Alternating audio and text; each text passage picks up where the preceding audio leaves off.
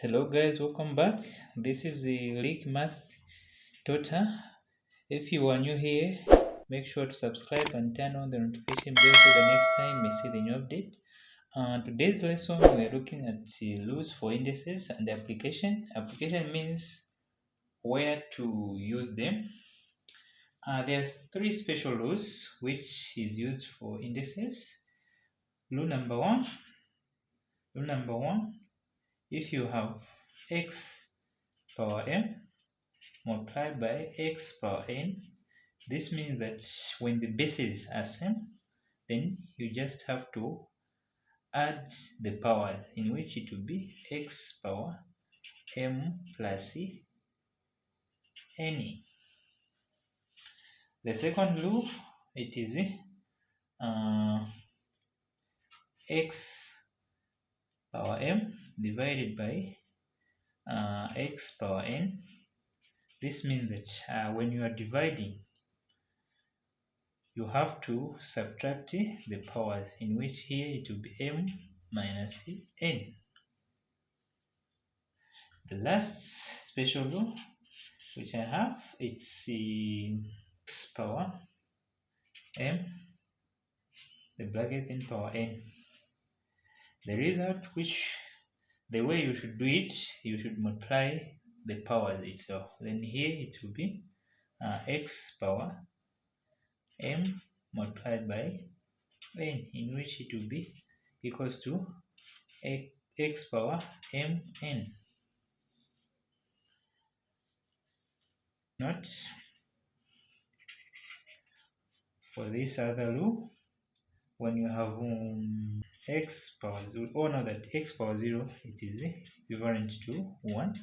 If x is raised to the power negative m, for you to take it into positive, the way you have to do, it will be 1 over x power m. Let's try to take one practical example. Number 1. If you have 9 power half the bracket, then power 2. This means that we are going to use the third law, in which we are going to multiply the powers. Then this one is same like you're going to have 9 power 2 over 2, in which 2 into 2, which is 1. So here we are going to have 9. If you have 9 power half, this means that it is the square root of 9. Have x power 1 over n. This one should be equals to n square root. N, it will come at the square root when there's 2. It means you just have to indicate square root, because square root itself it is 2. So here we're going to have x, then 1 it will come here. If you had the 3 here, the 3 will come here. Let's continue with the example 2. Example 2 is given that 27 power 2 over 3. This means that we are going to use this rule here. We are going to use this rule, x power 1 over n, in which it will be n, then root x power 1. So which means here it will be 3 will come here, because where there is n, there is 3 here.